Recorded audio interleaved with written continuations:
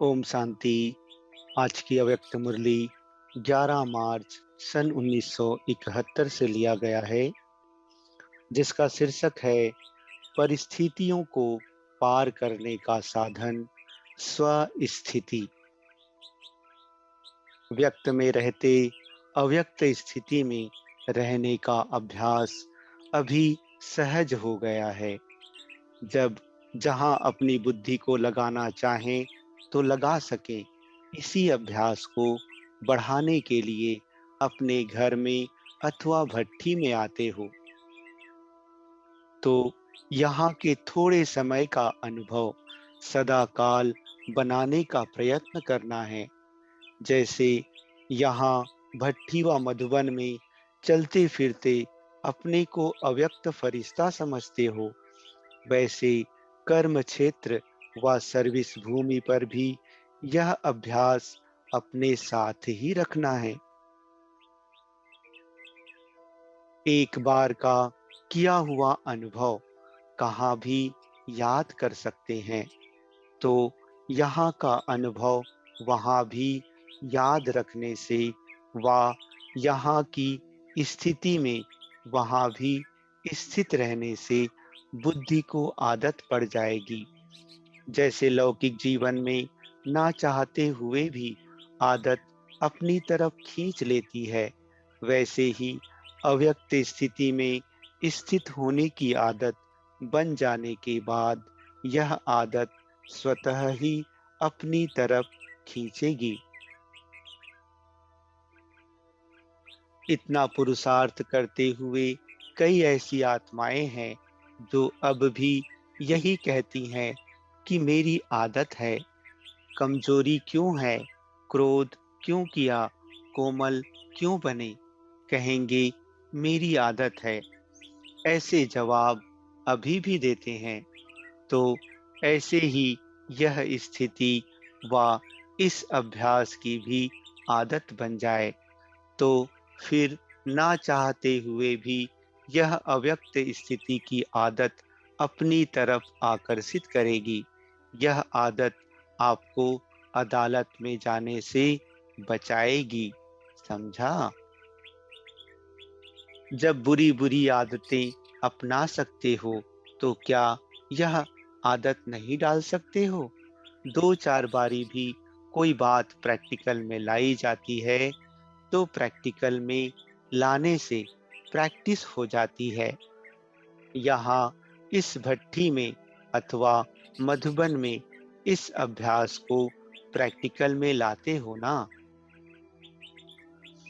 जब यहाँ प्रैक्टिकल में लाते हो और प्रैक्टिस हो जाती है तो वह प्रैक्टिस की हुई चीज क्या बन जानी चाहिए? नेचुरल और नेचर बन जानी चाहिए। समझा? जैसे कहते हैं ना, यह मेरी नेचर है, तो यह अभ्यास प्रैक्टिस से नेचुरल और नेचर बन जाना चाहिए। यह स्थिति जब नेचर बन जाएगी फिर क्या होगा? नेचुरल कैलेमिटीज हो जाएगी। आपकी नेचर ना बनने के कारण यह नेचुरल कैलेमिटीज अर्थात प्राकृतिक आपदाएं रुकी हुई हैं, क्योंकि अगर सामना करने वाले अपने स्व स्थिति से उन परिस्थितियों को पार नहीं कर सकेंगे तो फिर वह परिस्थितियां आएंगी कैसे? सामना करने वाले अभी तैयार नहीं हैं, इसलिए यह पर्दा खुलने में देरी पड़ रही है। अभी तक इन पुरानी आदतों से, पुराने संस्कारों से, पुरानी बातों से, पुरानी दुनिया से, पुरानी देह के संबंधियों से वैराग नहीं हुआ है। कहाँ भी जाना होता है तो जिन चीजों को छोड़ना होता है उनसे पीठ करनी होती है, तो अभी पीठ करना नहीं आता है। एक तो पीठ नहीं करते हो, दूसरा जो साधन मिलता है उसकी पीठ नहीं करते हो। सीता और रावण का खिलौना देखा है ना? रावण के तरफ सीता क्या करती है? पीठ करती है ना, अगर पीठ कर दिया तो सहज ही उनके आकर्षण से बच जाएंगे। लेकिन पीठ नहीं करते हो, जैसे शमशान में जब नजदीक पहुंचते हैं तो पैर इस तरफ और मुंह उस तरफ करते हैं ना, तो यह भी पीठ करना नहीं आता है। फिर मुंह उस तरफ कर लेते हैं, इसलिए आकर्षण में कहाँ फंस जाते हैं। तो दोनों ही प्रकार की पीठ करने नहीं आती है। माया बहुत आकर्षण करने के रूप रचती है, इसलिए ना चाहते हुए भी पीठ करने के बजाय आकर्षण में आ जाते हैं। उसी आकर्षण में पुरुषार्थ को भूल, आगे बढ़ने को भूल रुक भी जाते हैं। तो क्या होगा? मंजिल पर पहुंचने में देरी हो जाएगी।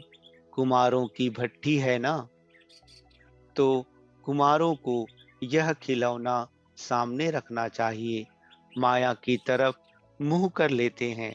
माया की तरफ मुंह करने से जो परीक्षाएं माया की तरफ से आती हैं, उनका सामना नहीं कर सकते हैं। अगर उस तरफ मुंह ना करो तो माया की परिस्थितियों को मुंह दे सको, अर्थात सामना कर सको।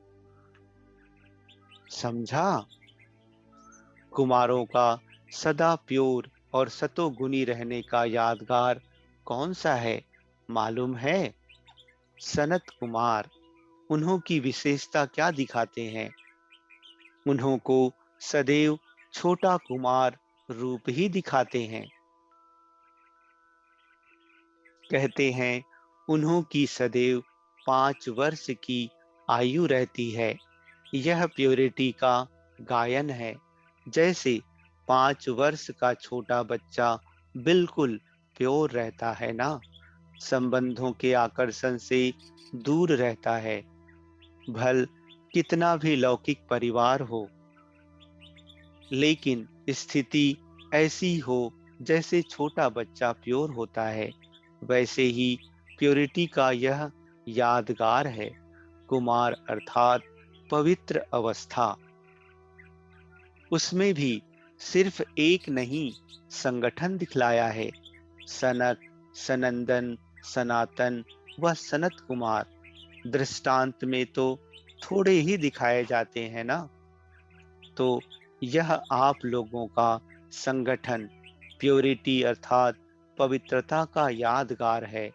ऐसी प्योरिटी होती है जिसमें अपवित्रता का संकल्प व अनुभव ही नहीं हो।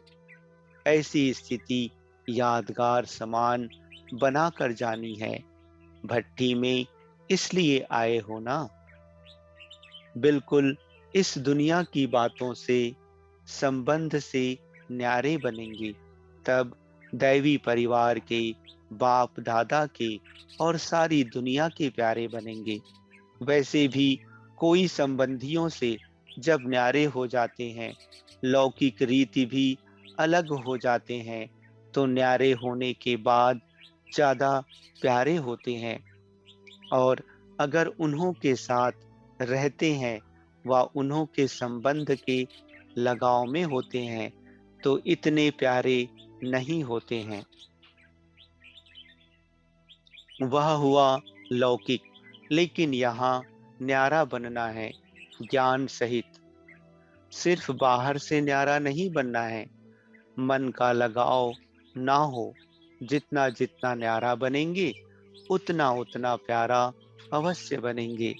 जब अपनी देह से भी न्यारे हो जाते हो तो वह न्यारेपन की अवस्था अपने आप को भी प्यारी लगती है। ऐसा अनुभव कब किया है? जब अपनी न्यारेपन की अवस्था अपने को भी प्यारी लगती है तो लगाव से न्यारी अवस्था प्यारी नहीं लगेगी। जिस दिन देह में लगाव होता है, न्यारापन नहीं होता है, तो अपने आप को भी प्यारे नहीं लगते हो। परेशान होते हो। ऐसे ही बाहर के लगाव से अगर न्यारे नहीं होते हैं तो प्यारे बनने के बजाय परेशान होते हैं। यह अनुभव तो सभी को होगा, सिर्फ ऐसे ऐसे अनुभव सदा काल नहीं बना सकते हो। ऐसा कोई है जिसने इस न्यारे और प्यारेपन का अनुभव नहीं किया हो? अपने को योगी कहलाते हो। जब अपने को सहज राजयोगी कहलाते हो तो यह अनुभव नहीं किया हो, यह हो ही नहीं सकता।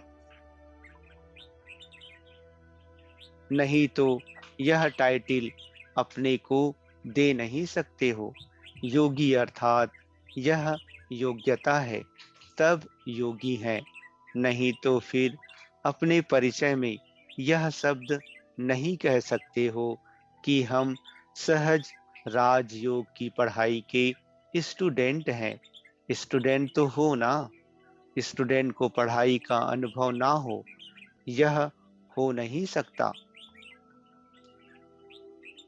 हाँ, यह जरूर है कि इस अनुभव को कहाँ तक सदा काल बना सकते हो व अल्पकाल का अनुभव करते हो, यह फर्क हो सकता है। लेकिन जो पुराने स्टूडेंट हैं, उन्हों का अनुभव अल्पकाल नहीं होना चाहिए। अगर अब तक अल्पकाल का ही अनुभव है, तो फिर क्या होगा? संगम युग का वर्षा और भविष्य का वर्षा दोनों ही अल्प समय प्राप्त होगा। समझा?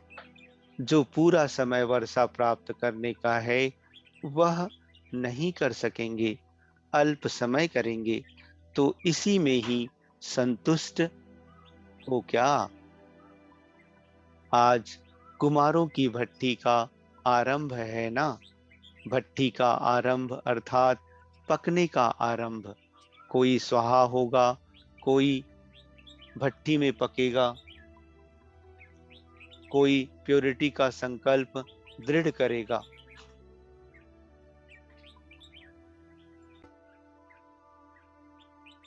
यहाँ तो करने के लिए ही आए हो ना। अब देखना है कि जो कहा वह किया।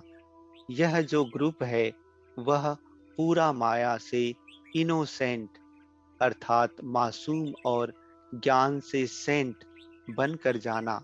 जैसे सतयुगी आत्माएं जब यहाँ आती हैं तो विकारों की बात की नॉलेज से इनोसेंट होती हैं। देखा है ना?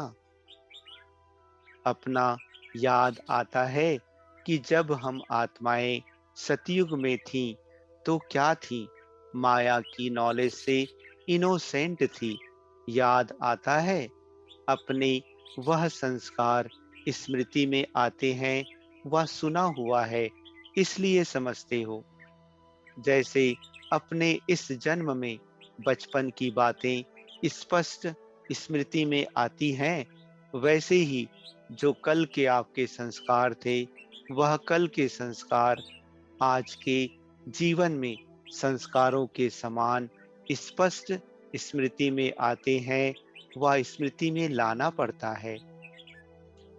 जो समझते हैं कि हमारे सतयुगी संस्कार ऐसे ही मुझे स्पष्ट स्मृति में आते हैं, जैसे इस जीवन के बचपन के संस्कार स्पष्ट स्मृति में आते हैं, वह हाथ उठाओ। यह स्पष्ट स्मृति में आना चाहिए। साकार रूप में अर्थात ब्रह्मा बाबा में स्पष्ट स्मृति में थे ना। यह स्मृति तब होगी जब अपने आत्मिक स्वरूप की स्मृति स्पष्ट और सदा काल रहेगी।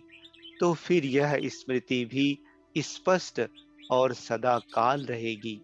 अभी आत्मिक स्थिति की स्मृति कब कब देह के पर्दे के अंदर छिप जाती है, इसलिए यह स्मृति भी पर्दे के अंदर दिखाई देती है, स्पष्ट नहीं दिखाई देती है। आत्मिक स्मृति स्पष्ट और बहुत समय रहने से अपना भविष्य वर्षा अथवा अपने भविष्य के संस्कार स्वरूप में सामने आएंगे। आपने चित्र में क्या दिखाया है? अपने चित्र में क्या दिखाया है? एक तरफ विकार भागते, दूसरी तरफ बुद्धि की स्मृति बाप और भविष्य प्राप्ति की तरफ। यह लक्ष्मी नारायण का चित्र दिखाया है ना? यह चित्र किसके लिए बनाया है? दूसरों के लिए या अपनी स्थिति के लिए? तो भविष्य संस्कारों को स्पष्ट स्मृति में लाने के लिए आत्मिक स्वरूप की स्मृति सदा काल और स्पष्ट रहे। जैसे यह देह स्पष्ट दिखाई देती है, वैसे अपनी आत्मा का स्वरूप स्पष्ट दिखाई दे, अर्थात अनुभव में आए। तो अब कुमारों को क्या करना है? सेंट भी बनना है, इनोसेंट भी बनना है। सहज पढ़ाई है ना? 2 शब्द में आपका पूरा कोर्स हो जाएगा। यह छाप लगाकर जाना, कमजोरी, परेशानी आदि इन बातों से बिल्कुल इनोसेंट। कमजोरी शब्द भी समाप्त होना है। इस ग्रुप का नाम कौन सा है? सिंप्लिसिटी और प्योरिटी में रहने वाला ग्रुप। जो सिंपल होता है वही ब्यूटीफुल होता है। सिंप्लिसिटी सिर्फ ड्रेस की नहीं, लेकिन सभी बातों की। निरअहंकारी बनना अर्थात सिंपल बनना, निर्क्रोधी अर्थात सिंपल, निर्लोभी अर्थात सिंपल। यह सिंप्लिसिटी प्योरिटी का साधन है। अच्छा, स्लोगन क्या याद रखेंगे? कुमार जो चाहे सो कर सकते हैं। जो भी बातें कहो वह पहले करेंगे, दिखाएंगे, फिर कहेंगे। पहले कहेंगे नहीं, पहले करेंगे, दिखाएंगे, फिर कहेंगे। यह स्लोगन याद रखना। अच्छा, ओम शांति।